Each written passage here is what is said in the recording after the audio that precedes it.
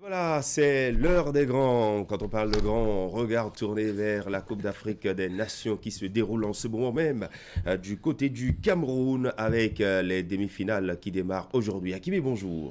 Christian, Adandéjan, bonjour, mesdames et messieurs, bonjour. L'actualité, elle est bien évidente, Christian, après 48 heures de repos, et bien, à partir de ce mercredi, démarrent les rencontres des demi-finales de la 33e édition de la Coupe d'Afrique des Nations. Christian, le match, le premier qui va se disputer, c'est bien ce mercredi. Eh bien, le Sénégal joue contre le Burkina Faso. Christian, c'est à partir de 20h pile minutes, une rencontre à suivre et qui s'annonce bien alléchante. On avait déjà commencé par en parler. Et depuis avant-hier, Christian, c'est un face-à-face entre deux pays ouest-africains qui sont à la quête de leur premier sacre dans cette épreuve continentale. Le Burkina Faso est demi-finaliste, autant donc que le Sénégal qui a déjà goûté à cette phase de la compétition. C'était l'édition dernière en 2019 du côté donc de l'Égypte, où le Sénégal est sorti en finale, battu en finale par l'Algérie. Donc le Sénégal surtout être vice-champion en ce moment de cette compétition. Et donc sa présence en demi-finale de cette édition, la 33e, n'est pas forcément une surprise, même si dans la production du jeu, il y a encore des choses qu'il faut espérer de cette formation sénégalaise, tenant compte de l'armada étrangère de la formation sénégalaise. Si bien à l'étape des demi-finales, peut-être que ce soit Christian, eh bien on aura la chance de voir encore des joueurs fufolés qui se battront et qui permettront donc à la nation de composter et d'enlever un but qualificatif pour la finale de cette compétition. De part et d'autre, eh bien le moral il est gonflé à bloc. Vous avez entendu par presse interposer les interventions de certains acteurs de ces deux formations, notamment Sadio Mané, capitaine, ou j'allais dire vice-capitaine de la formation sénégalaise, et en face un certain Hervé Kofi, gardien de but de la formation burkinabé.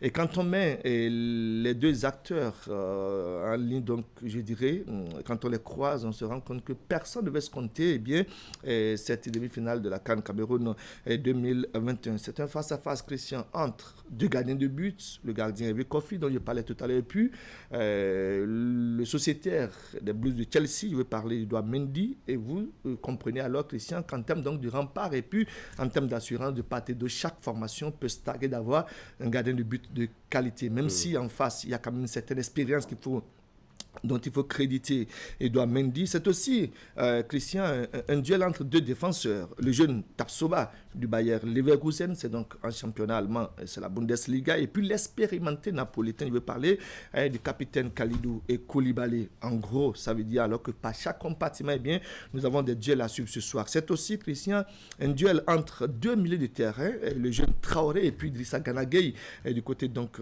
du Sénégal. C'est aussi, Christian, un duel entre deux attaquant Bertrand Traoré puis Sadio Mané. Quand on parle de ces deux acteurs, Christian, on va rappeler aux amis téléspectateurs, c'est juste un rappel pédagogique, que les deux évoluent dans le championnat anglais de football de première division, c'est bien la première ligue.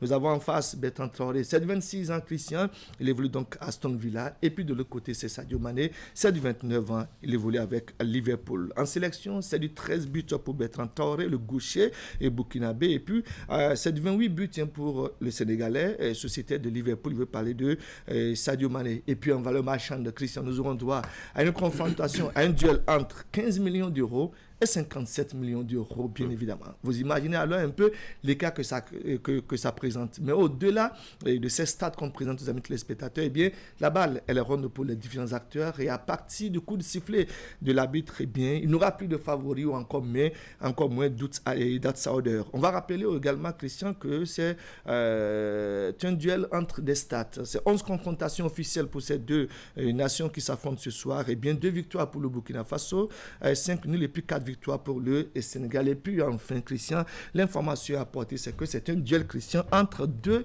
sélectionneurs locaux.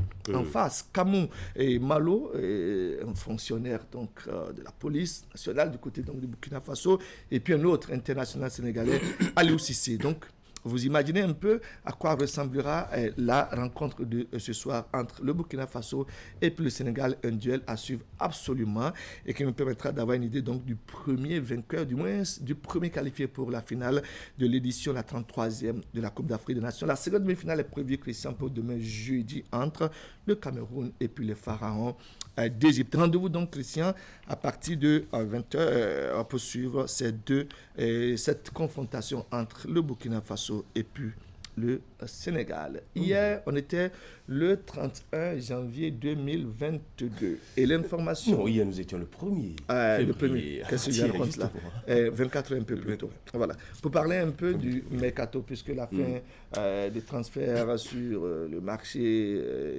c'est bien évidemment la nuit du 31 au 1er février 2022. On va s'intéresser au nôtre, puisque l'information est bien faite. Le choukra des différents réseaux sociaux, c'est bien le jeune Junior Olaïtan, qu'on ne présente plus, Christian, sociétaire ou ex-sociétaire d'Ayema Football Club. Il est parti directement de la Ligue Pro à la Ligue 2 française. L'international milieu de terrain béninois a signé au Chamois Niortais en France jusqu'en 2025, âgé de 19 ans seulement. Il rejoint la liste des Béninois ayant évolué avec ce club, dont, entre autres, un certain Sartouné Alagbé, David Kiki et David Djigla. Le jeune Junior Laïtan, va désormais prendre donc un autre niveau, un autre cap. On va juste le souhaiter, et bon vent dans sa carrière internationale. De toute évidence, c'est un garçon qui a fait bouger les lignes au niveau de notre championnat, et même les rares fois où il a été donc appelé en sélection par Michel Dussier, on a vu un peu, Christian, de quoi le jeune, il est capable. Je vais bien espérer qu'il progresse et que d'ici 2, 3, 4, 5 ans, qu'on parle de Junior Laïtan au-delà donc de la Ligue 2 française. On reste en Ligue 2 française pour parler de notre Béninois qui quitte ce championnat pour le Portugal. C'est bien Ceci d'Almeida qui est prêté à Cédétonde-là, c'est en première division portugaise. Un nouveau défi pour le milieu de terrain béninois de 26 ans et qui n'avait plus assez de temps de jeu avec son club Valenciennes. Le transfert est un prêt court, sans option d'achat jusqu'à la fin de la saison sportive. On va évoluer avec un autre dont on parle très souvent lorsqu'il s'agit des mouvements, parce que je vous assure qu'en termes de production sur l'aire de jeu, c'est vrai que c'est un international, mais il y a encore bien des choses à dire sur ce joueur. Jacques Bensan, c'est un autre international qui a changé de club et qui en change suffisamment cet hiver, désormais ancien sociétaire du club olympique de Bagaïar en Tunisie.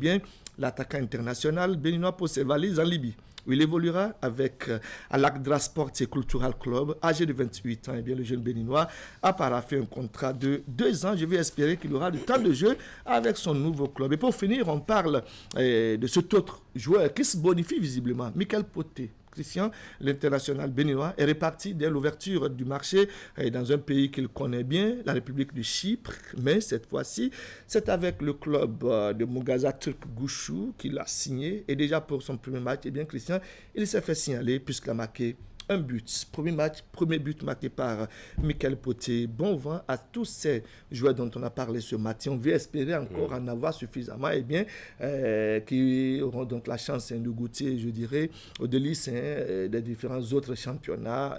Junior Laïtan est sorti.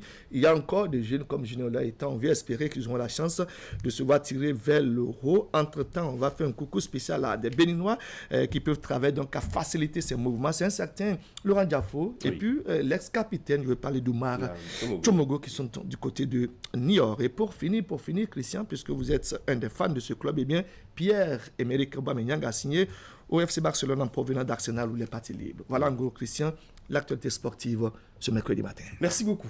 Merci à vous, Hakimi, pour ces informations.